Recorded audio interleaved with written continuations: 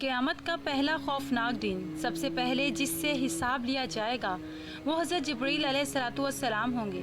سب سے پہلے نعمت جو زمین سے اٹھائی جائے گی وہ شہد ہوگا۔ سب سے پہلے جس عمل کے بارے میں عورت سے پوچھا جائے گا، آئیے ناظرین اس کے بارے میں ہم سنتے ہیں۔ بسم اللہ الرحمن الرحیم۔ محترم ناظرین، یہ امر یقینی ہے کہ ہر ایک جاندار نے موت کا ذائقہ چکھنا ہے۔ جس طرح کہ اللہ تبارک و تعالیٰ ارشاد فرماتا ہے کہ ہر جاندار نے موت کا ذائقہ چکھنا ہے، جو یہاں پر آیا ہے اس نے ایک نہ ایک دن واپس ضرور جانا ہے۔ محترم ناظرین، مرنے کے بعد انسان کی پہلی منزل قبر ہوتی ہے۔ حضور پاک صلی اللہ تعالیٰ علیہ وسلم کے ارشادات کے مطابق قبر انسان کی 5 منزلوں میں سے ایک منزل ہے۔ اگر انسان اس میں کامیاب ہو جائے تو آگے کی منزل آسان ہو جاتی ہے، اور اگر اس منزل میں ناکام ہو جائے تو آگے کی منزل انتہائی مشکل اور خراب ہو جاتی ہے۔ اور ایک حدیث مبارکہ میں آتا ہے جس کا مفہوم یہ ہے کہ حضور پاک صلی اللہ تعالیٰ علیہ وسلم نے ارشاد فرمایا کہ اللہ تبارک و تعالیٰ کی طرف سے قبروں پر ایک فرشتہ مقرر ہے۔ جب میت کو دفن کیا جاتا ہے تو وہ فرشتے اس کی قبر کی مٹی کو ہموار کرتے ہیں، اور جب لوگ واپس جانے کے لیے مڑتے ہیں تو قبر سے ایک مٹھی بھر مٹی لے کر لوگوں پر پھینکتا ہے اور کہتا ہے اپنی دنیا کی طرف واپس چلے جاؤ اور اپنے مرنے والوں کو بھول جاؤ۔ محترم ناظرین، حضرت علی رضی اللہ تعالی عنہ ارشاد فرماتے ہیں کہ میں نے نبی اکرم صلی اللہ تعالی علیہ وسلم کو فرماتے ہوئے یہ سنا ہے کہ انسان کی مشکل ترین رات قبر کی پہلی رات ہوتی ہے، کیونکہ جب اس کی دوست، احباب، رشتہ دار، اولاد اور اس کو دفنانے والے اس کو دفنا کر چلے جاتے ہیں تو وہ انسان قبر میں روتا رہتا ہے، اپنی بساط کے مطابق اپنے دوستوں کو بلانے کی کوشش کرتا ہے کہ جب اکیلے چھوڑ کر مت جاؤ، مجھے اکیلا چھوڑ کر مت جاؤ، لیکن اس وقت اس کی آواز کوئی نہیں سنتا اور وہاں قبرستان میں اپنے قبر میں اکیلا رہ جاتا ہے۔ تب ان کا سامنا ان فرشتوں سے ہوتا ہے جو ہمارے اعمال ہوتے ہیں۔ وہ کس شکل میں ہمارے پاس آتے ہیں، اچھے یا برے، اس بارے میں کوئی کچھ نہیں کہہ سکتا۔ وہ ہم سے اس دنیا میں گزری ہوئی زندگی کے متعلق سوال کریں گے، جن سوالوں کے جواب ہماری زندگی میں موجود ہیں جب تک ہم سانس لے رہے ہیں۔ محترم ناظرین، ایک حدیث مبارکہ میں آتا ہے جس کا مفہوم کچھ اس طرح سے ہے کہ رسول اکرم صلی اللہ تعالیٰ علیہ وسلم نے ارشاد فرمایا کہ تم قبرستان جایا کرو، کیونکہ قبرستان موت کو یاد دلاتا ہے اور اس سے عبرت حاصل ہوتی ہے۔ اور میں نے اپنے رب سے اپنی والدہ کی قبر پر جانے کی اجازت مانگی تھی، مجھے اس کی اجازت مل گئی ہے، لہٰذا تم بھی قبرستان جایا کرو۔ وہاں جانے سے دنیا سے بے رغبتی پیدا ہو جاتی ہے اور آخرت یاد آتی ہے۔ حضرت سیدنا سعید بن مسیب رضی اللہ تعالی عنہ ارشاد فرماتے ہیں کہ ایک مرتبہ ہم شیر خدا حضرت علی رضی اللہ تعالی عنہ کے ہمراہ مدینہ منورہ کے قبرستان گئے۔ حضرت علی رضی اللہ تعالی عنہ نے قبر والوں کو سلام کیا اور فرمایا، اے قبر والوں، تم اپنی خبر بتا دو یا ہم تمہیں بتائیں۔ راوی کہتے ہیں کہ ہم نے قبر سے وعلیکم السلام ورحمۃ اللہ وبرکاتہ کی آواز سنی اور ایک آواز یہ سنی کہ کوئی کہہ رہا ہے، اے امیر المؤمنین، آپ ہی خبر دیجئے کہ ہمارے مرنے کے بعد اس دنیا میں کیا ہوا۔ حضرت علی رضی اللہ تعالی عنہ نے ارشاد فرمایا، سن لو، تمہارا مال تقسیم ہو گیا، تمہاری بیویوں نے دوسرے نکاح کر لیے، تمہاری اولاد یتیموں میں شامل ہو گئی، جس مکان کو تم نے بہت مضبوط بنایا تھا اسی مکان میں تمہارے دشمن آباد ہو گئے۔ پھر حضرت علی رضی اللہ تعالی عنہ نے ارشاد فرمایا، اب تم اپنا حال سناؤ۔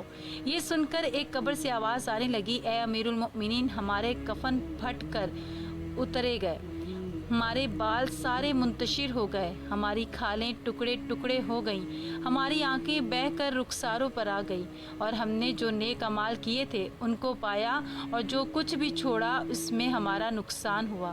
روایت میں آتا ہے کہ جب مردے کو قبر میں رکھا جاتا ہے تو اس کی نمازیں اس کے دائیں طرف آ کر کھڑی ہو جاتی ہیں، روزے بائیں طرف کھڑا ہو جاتے ہیں، قرآن پاک کی تلاوت اور اللہ تبارک و تعالیٰ کا ذکر اس کے سر کی طرف آ کر کھڑا ہو جاتا ہے، اور جماعت کے ساتھ نماز پڑھنے کو جو قدم چلتے تھے وہ قدم نیکی بن کر پاؤں کی طرف کھڑی ہو جاتی ہے۔ جب عذاب قبر اپنی گردن کو نکالتا ہے اور مردے تک پہنچنا چاہتا ہے تو اگر دائیں طرف سے آتا ہے تو نمازیں اس کو روکتی ہیں، اور کہتی ہیں دور ہو جاؤ، یہ شخص دنیا میں انتہائی مشقت اٹھاتا رہا ہے، اسے آرام کرنے دو۔ پھر عذاب بائیں طرف سے آنا چاہتا ہے تو روزے اس کو ہٹا دیتے ہیں، پھر سر کی طرف آنا چاہتا ہے تو تلاوت قرآن پاک اور ذکر الہی اس کو روک لیتا ہے اور کہتا ہے ادھر تیرے سے تیرا کوئی راستہ نہیں۔ جب پاؤں کی طرف سے آتا ہے تو جو قدم با جماعت نماز کے لیے اٹھتے تھے وہ اس کو روک لیتے ہیں۔ غرض جس طرح سے بھی آنا چاہے اس کا راستہ نہیں ملتا، لہٰذا وہ عذاب ان عبادات کے مقابلے میں عاجز اور کمزور ہو کر واپس چلا جاتا ہے۔ اور اس کے بعد صبر جو ایک کونے میں کھڑا ہوتا ہے وہ ان عبادات سے کہتا ہے کہ میں تو اس انتظار میں تھا کہ اگر کسی طرح کسی عبادت میں کوئی کمزوری ہو تو میں اس کی طرف سے ہمدرد بن جاؤں گا، میں اس کی طرف سے مدد کروں گا، اس کا ساتھی بن جاؤں گا، مگر الحمدللہ تم نے ہی مل کر اس عذاب کو دفع کر دیا ہے، لہٰذا اب میں اعمال تولنے کے ترازو میں اس کے کام آؤں گا۔ محترم ناظرین، جب میت کو قبر میں دفنا کر اس کے ورثہ چلے جاتے ہیں تو قبر میں دو فرشتے جن کو منکر اور نکیر کہا جاتا ہے میت کے پاس آتے ہیں۔ ان کی آنکھیں بجلی کی طرح چمکتی ہیں اور آواز بادل کی طرح گرجتی ہے، ان کے دانت گائے کے سینگوں کی طرح باہر کو نکلے ہوئے ہوتے ہیں اور ان کے منہ سے آگ کے شعلے نکلتے ہیں، بال اتنے بڑے کہ پاؤں تک لٹک رہے ہوتے ہیں اور ان کے کاندھوں سے لے کر دوسرے کاندھے تک اتنا فاصلہ ہوتا ہے کہ کئی دن چل کر مسافت کو طے کیا جا سکتا ہو۔ مہربانی اور نرمی ان کے پاس نہیں ہوتی، لیکن سختی کا معاملہ یہ مومنوں اور مسلمانوں کے ساتھ نہیں کریں گے۔ ان دونوں کے ساتھ ایک بہت بڑا لوہے کا ہتھوڑا ہوگا جو اتنا بھاری ہوگا کہ اگر تمام دنیا کے جن اور انسان مل کر اٹھانا چاہیں تو اٹھا نہ پائیں گے۔ محترم ناظرین، اٹھانا تو دور، اس کو ہلا بھی نہیں سکتے۔ وہ آ کر مردے کے پاس آ کر کہتے ہیں بیٹھ جا۔ مردہ یکدم اٹھ جاتا ہے اور کفن اس کے سر سے نیچے سرک جاتا ہے۔ وہ سوال کرتے ہیں تیرا رب کون ہے؟ تیرا دین کیا ہے؟ تیرے نبی کے بارے میں تو کیا جانتا ہے؟ اگر مردہ نیک اور مسلمان ہوتا تو کہتا ہے میرا رب اللہ ہے، میرا دین اسلام ہے اور میرا نبی محمد مصطفیٰ صلی اللہ تعالی علیہ وسلم ہے۔ یہ سن کر دونوں فرشتے کہتے ہیں تو نے سچ کہا، تو اس قبر کی دیواروں کو سب طرف سے ہٹا دیا جاتا ہے اور قبر چاروں طرف سے وسیع ہو جاتی ہے۔ اس کے بعد فرشتے کہتے ہیں سر اٹھاؤ۔ مردہ جب اوپر کو سر اٹھاتا ہے تو اسے ایک دروازہ نظر آتا ہے جس میں سے جنت نظر آتی ہے اور کہتا ہے اے اللہ تبارک و تعالیٰ کے دوست، وہ جگہ تمہارے رہنے کی جگہ ہے، اسی وجہ سے کہ تم نے اللہ کی اطاعت اور فرما برداری کی ہے۔ حدیث پاک میں آتا ہے کہ جس کا مفہوم کچھ اس طرح سے ہے کہ حضور پاک صلی اللہ تعالی علیہ وسلم نے ارشاد فرمایا کہ قسم ہے اس ذات کی جس کے قبضے قدرت میں میری جان ہے کہ مردے کو اس وقت ایسی خوشی ہوتی ہے جو کبھی ختم نہیں ہوگی۔ اس کے بعد وہ فرشتے کہتے ہیں کہ اپنے پاؤں کی طرف دیکھ۔ جب وہ دیکھتا ہے تو دوزخ کا دروازہ نظر آتا ہے جس سے دوزخ کا حال نظر آتا ہے۔ وہ فرشتے کہتے ہیں کہ اللہ تبارک و تعالیٰ کے دوست، تو نے اس دروازے سے نجات پالی۔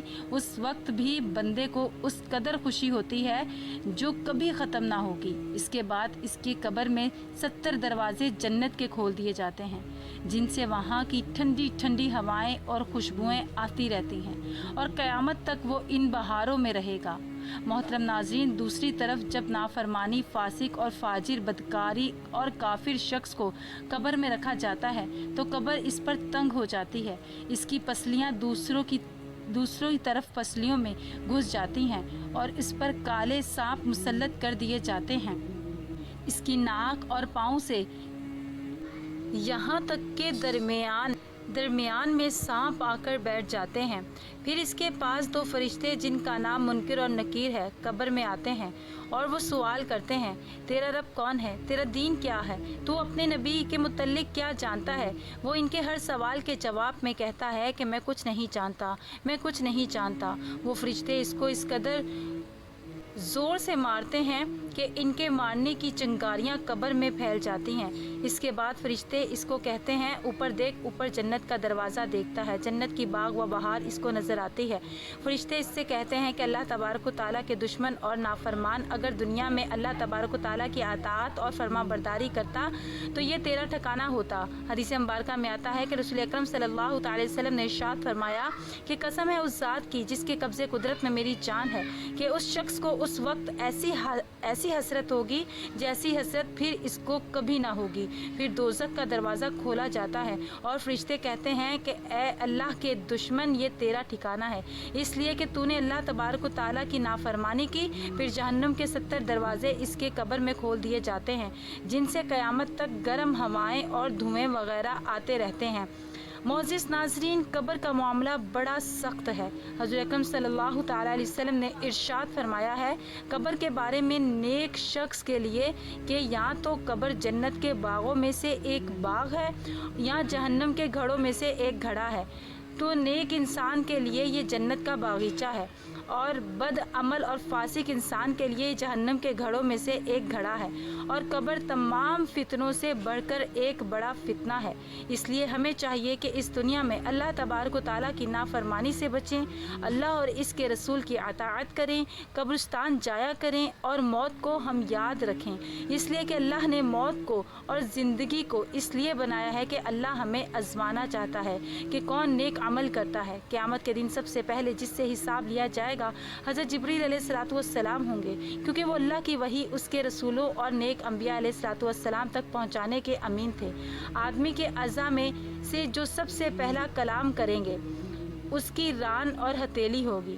سب سے پہلے بندے سے جو اس کی خصلت اٹھائی جائے گی حیا ہے۔ امت محمدیہ میں سب سے پہلے جو اٹھایا جائے گا حیا اور ایمانت ہے۔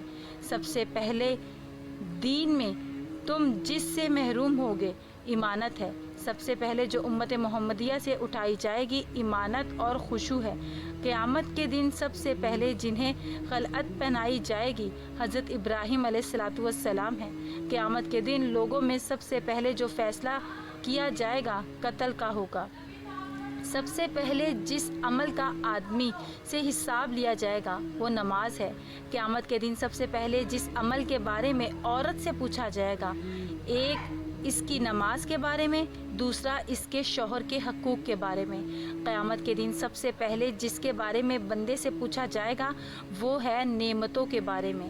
اسے کہا جائے گا کہ کیا میں نے تیرے جسم کو تندرست نہیں رکھا تھا، تجھے ٹھنڈا پانی نہیں پلایا تھا۔